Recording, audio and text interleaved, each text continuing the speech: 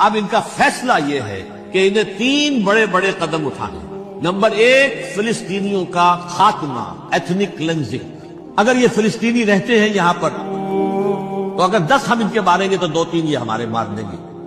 تو اسرائیلی کی جان تو بہت قیمتی ہے. یہ تو خیر 1000 بھی مر جائے تو کوئی بات نہیں، یہ تو کیڑے مکوڑے ہیں، جینٹائلز ہیں، گوئمز ہیں، یہودی، وہ مر جائے. لہذا ان کا ٹنٹا مکاؤ، اب ان کو ختم کرو.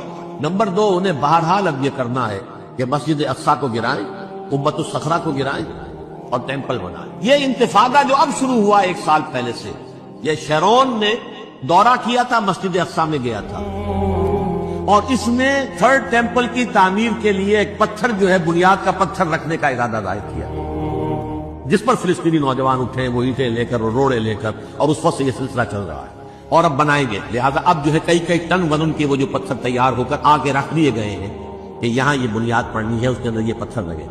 بلکہ ایک لطیفہ بھی مجھے یاد آیا ہے، یہ کوئی 30 سال پرانی بات ہے.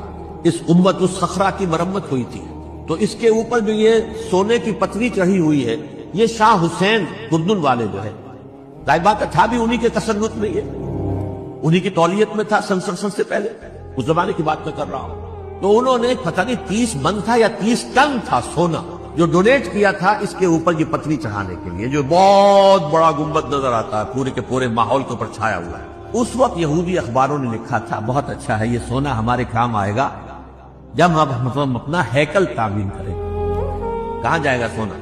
سونا یہی رہے گا، جب ہم گرائیں گے ہمیں وہ سونا مل جائے گا.